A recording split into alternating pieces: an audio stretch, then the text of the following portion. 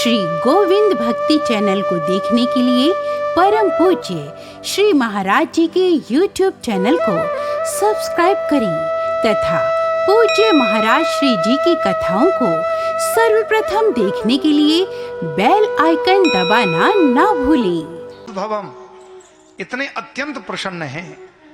लाला मैया यशोदा के सुत भयो लाला भयो। नंद बाबा यशोदा ने खूब बधाइयां, खूब दान दक्षिणा खूब दिया। इतना दिया कि लूटने वाले भी लूट गए और छोड़ गए।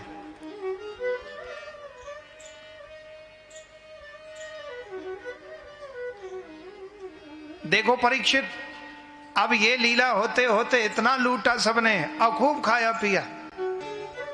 अब क्या कर रहे हैं?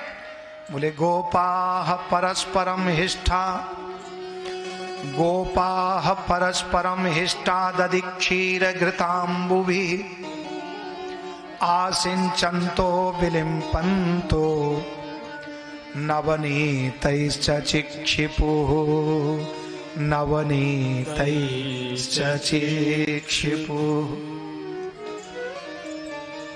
गोपाः परस्परम हिष्ठा दधि क्षीर घृताम्बुभिः। अब दूध दही घी मक्खन खाते खाते छक गए, सबका पेट भर गया। तो क्या किया? बाल्टी भर के और एक ने एक के ऊपर उलेट दिया और जैसे ही ऊपर डाला पूरा दही में सफेद हो गया, जैसे पंचामृत से स्नान कर लिया हो। अब एक ने एक के ऊपर घी डाल दिया, एक ने मक्खन का लौंदा लेके उसके ऊपर पोत दिया। इतना आनंद हो रहा है। अब दूध दही आसिंचन्तो विलिम्पन्तो नवनीतैश्च चिक्षिपुः। श्री सुखदेव जी कहते, देखो परीक्षित, खूब डाल रहे हैं एक दूसरे के ऊपर दूध दही मक्खन। आसिंचन्तो, सिंचन माने डालना। अब यहां विलिम्पन्तो शब्द आया है तो बोले वो डाल रहे हैं और लीप रहे हैं। विलिम्पन्तो का मतलब वी उपसर्ग लगा है। उपसर्ग जहां जिस क्रिया में लगे वो विशेष मानी जाती है। तो ये विशेष लीप रहे हैं। तो विशेष लीपना क्या है? गाय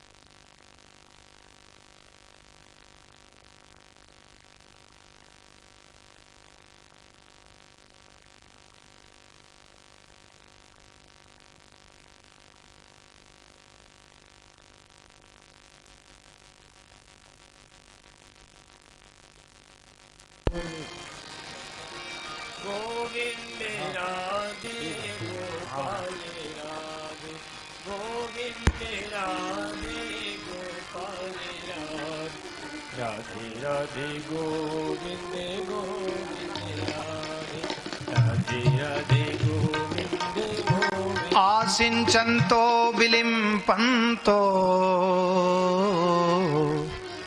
नवनीतैश्च चिक्षिपुः। एक दूसरे के ऊपर आसिंचन डाल रहे हैं और विलिम्पन्तो लीप रहे हैं। तो क्या लीप रहे हैं? वो लीप नहीं रहे हैं, लीपने जैसी एक्टिंग कर रहे हैं, लीपने जैसा अभिनय कर रहे हैं। क्यों? क्योंकि जो दूध दही घी ऊपर डाल रहे हैं एक दूसरे के, वो नीचे गिर रहा है नंद भवन में। तो नंद भवन में दोनों हाथों से समेट रहे हैं, वो लीपने जैसा कर रहे हैं। और ऐसे दोनों हाथों से समेट करके दोनों हाथों में भर के और पुनः बाल्टी में डालते जा रहे हैं और फिर भर दी तो फिर डाल रहे हैं। ऐसा नंद भवन में खूब आनंद हो रहा है। नंद भवन में आनंद हो रहा है। और आनंद होते होते क्या हुआ? अब तो एक वाल दूसरे को पकड़ते हैं, एक को धक्का देते हैं तो वो उस पे गिरता, वो उस पे गिरता और खिसलते हुए जाते हैं। ऐसा हो रहा। ऐसे नंद भवन की लीला को देख के श्री सुखदेव जी अत्यंत प्रसन्न हुए कि देखो प्रभु, कितना आनंद दिला रहे हैं। ये है ब्रज का आनंद कि दूध दही और घी में आनंद लें। कृष्ण की लीला अनेक रूपों में है। ऐसी क्रिया 1 महीने से भी अधिक समय तक हुई। नंद बाबा को याद आया कि अरे मैं कंस का वार्षिक कर नहीं दे पाया, मैं तो भूल ही गया। तो नंद बाबा ने उसी समय सभी ब्रजवासियों से कहा, नंद उपनंद आदि से कहा कि भैया तुम ध्यान रखना और मैं कंस का वार्षिक कर दे के आता हूं। गोपान गोकुल रक्षायाम निरूप्य मथुराम गता नंदः कंसस्य वार्षिक्यम करम दातुम कुरुद्वः करम दातुम कुरुद्वः। वसुदेव उपसृत्य भ्रातरं नन्दमागतम् ज्ञात्वा दत्तकरं राज्ञे ययौ तदवमोचनम् ययौ तदवमोचनम्। नंद बाबा ने विचार किया कि मैं वार्षिक कर ले जा करके और वार्षिक कर कंस को दूंगा और एक खुशखबरी सुनाऊंगा, मेरे लाला हुआ है। और उसी प्रसंगबद्ध मैं जब मथुरा जाऊंगा तो वसुदेव जी से भी मिलूंगा और उनके संकटों को भी दूर करने का प्रयत्न करूंगा, उनको सांत्वना दूंगा और उनको भी खुशखबरी सुनाऊंगा। ऐसा सोच करके नंद बाबा बैलगाड़ी लेके चले हैं। बैलों को सुंदर सींग सोने से मढ़ दिए, झूले बैलों के ऊपर डाली और सुंदर बैलों को गाड़ी में लगाया और नाना प्रकार की सामग्री रख के कंस के दरबार में पहुंचे। कंस से कहा, महाराज ये वार्षिक कर और एक खुशखबरी लेके आया। कहो महाराज। बोले, एक हमारे वृद्धावस्था में बालक हुआ है, सो लाला की आपको बधाई हो।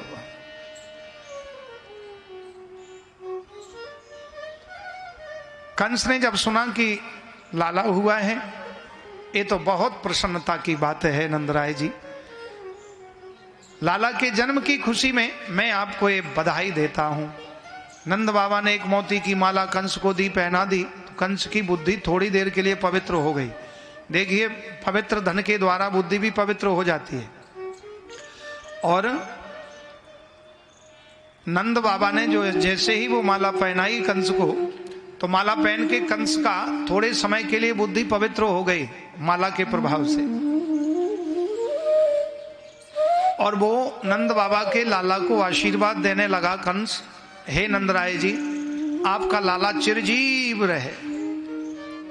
बुढ़ापे में लाला हुआ, आपके लाला को किसी प्रकार का कष्ट ना हो, किसी प्रकार का दुख ना हो, और आपके लाला की दीर्घायु हो, और सदैव सुखी रहे, और आपके लाला का शत्रु ना हो, यदि हो तो शत्रु का नाश हो जाए। कंस को पता नहीं था कि लाला का शत्रु मैं ही हूं। इस प्रकार से कंस ने अपना नाश अपने आप करा लिया। व्यक्ति अपना नाश अपने आप करा लेता है। काहू ना को सुख दुख कर दाता, निज कृत कर्म भोग सब भ्राता। निषाद राज गुह और लक्ष्मण के संवाद में, राम कथा में, निषाद राज जी से लक्ष्मण जी कहते हैं कि भैया कोई किसी को सुख दुख नहीं देता, अपने कर्म का फल भोगता है व्यक्ति, कर्म से ही है। अब वो कर्म पिछले जन्म का कौन से सैकड़ों जन्मों का फल मिल सकता है, या इस जन्म का भी भोगना पड़ सकता है। इसलिए कई जन्मों के कर्म का फल होता है।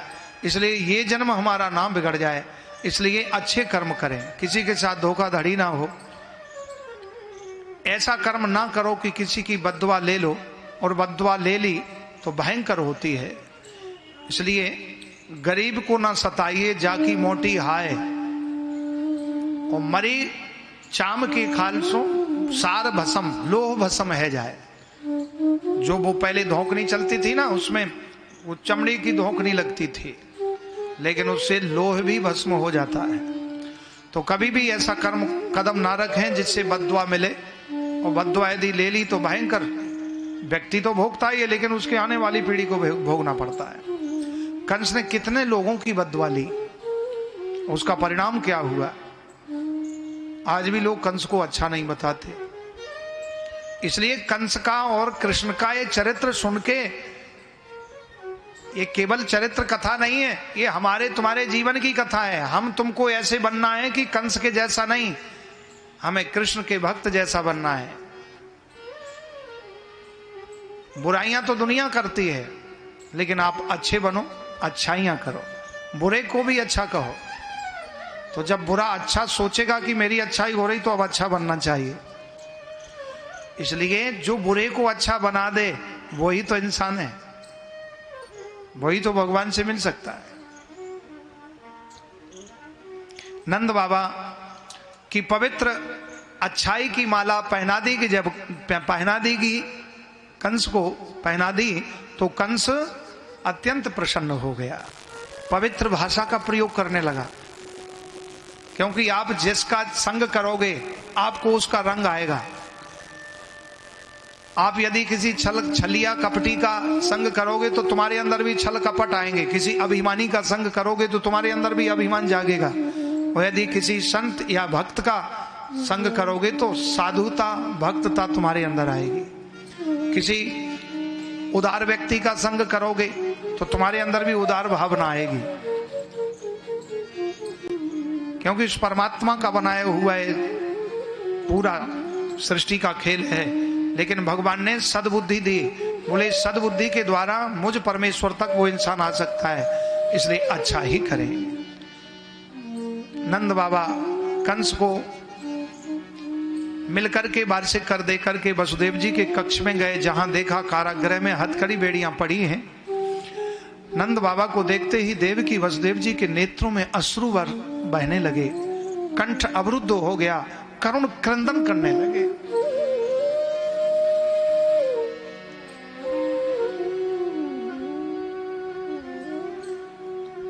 जिस मां के 6 पुत्रों को मार दिया हो, उस मां के हृदय में कितना कष्ट होगा।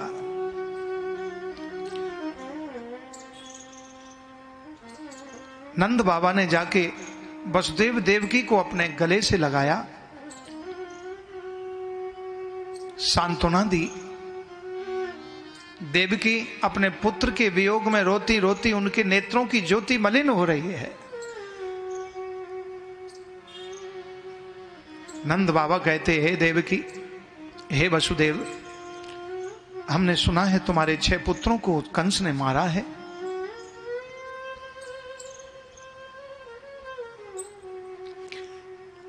अहो ते देवकी पुत्रा कंसेन बहवो हता, एका वसिष्ठा वर्जा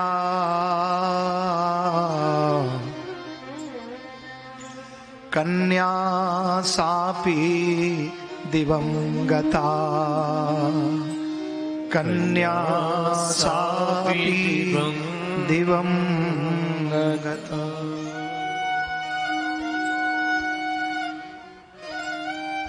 हे देवकी, हे वसुदेव, उस कंस ने तुम्हारे 6 पुत्रों को मारा है।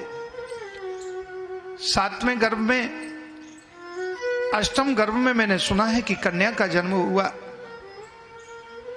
उस कन्या को भी मारा। इसलिए हे वसुदेव, हे देवकी, तुम दुखी मत हो, हमें विश्वास है भगवान नारायण तुमको संकटों से अवश्य दूर करेंगे, हमें विश्वास है। क्योंकि जीवन में हमेशा दुख नहीं रहता। और हे वसुदेव, हे देवकी, हमारे एक लाला हुआ है, सो वो तुम अपना ही पुत्र समझना, वो तुम्हारा ही लाला है।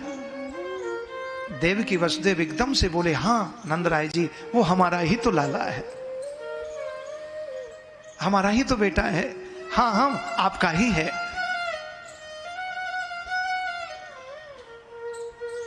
लेकिन यथार्थ लाला सत्य किसका है?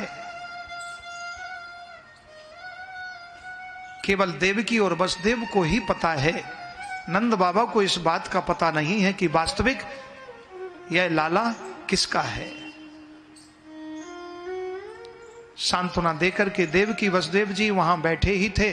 नंद बाबा वार्तालाप कर ही रहे थे कि बालघातनी पूतना को कंस ने भेज दिया। इधर वसुदेव जी का बामंग फरकने लगा।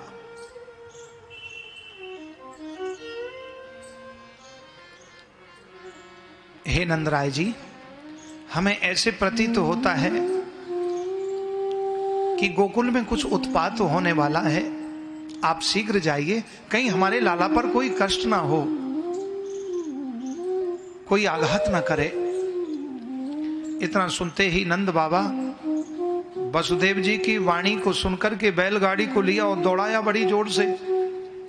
इधर बालघातनी पूतना को कंस ने भेज दिया कि जाओ मेरे शत्रु को मार करके लेके आओ। बालघातनी पूतना जाती है। कंसेन प्रहिता घोरा पूतना बालघातिनी शिशुंश्चचार निघ्नन्ति।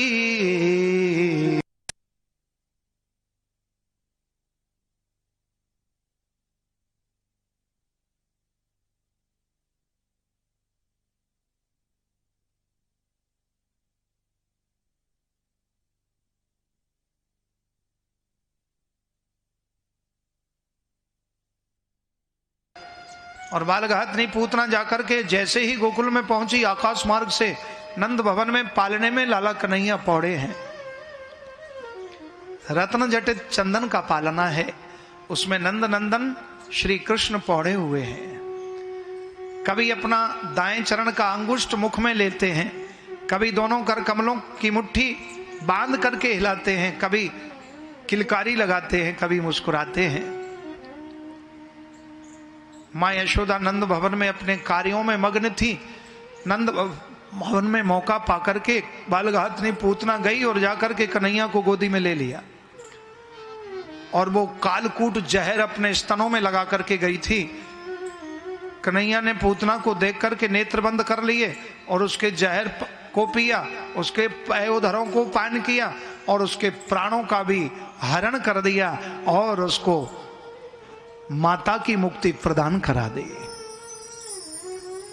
पूतना अपने असली रूप में आई और कन्हैया को लेके अपने छाती से चिपकाए और उड़ गई, आकाश मार्ग में चली गई।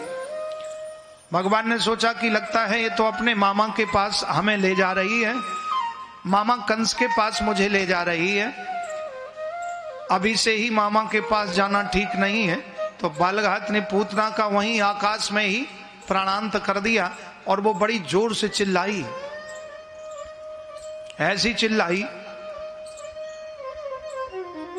आवाज लगाती, सामुंच मुंचालमिति प्रभाषणी निष्पीड्यमाना खिल जीव वर्मणि विवृत्त नेत्रे चरणौ भुजौ मुहुः प्रश्वन्य गात्रा क्षुपतिरुरोधः।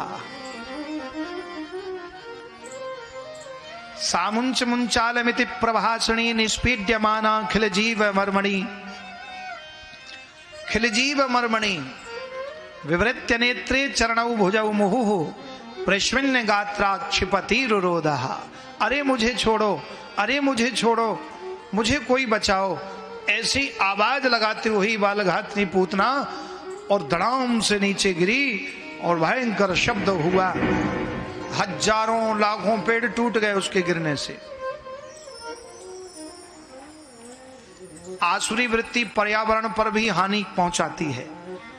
आसुरी वृत्ति म्लेच्छ जो होते हैं वो पर्यावरण को हानि पहुंचाते हैं और जनमानस में हानि पहुंचाते हैं और भय आक्रोश दिखाते हैं। तो भगवान ने ऐसे ही अधर्मियों को, म्लेच्छों को मारने के लिए यह लीला रची। बालघातनी पूतना जब गिरी तो भयंकर शब्द हुआ और सभी ब्रजवासी दौड़े, मैया भागी, भैया मेरे लाला को ना जाने कौन सी राक्षसी ले गई।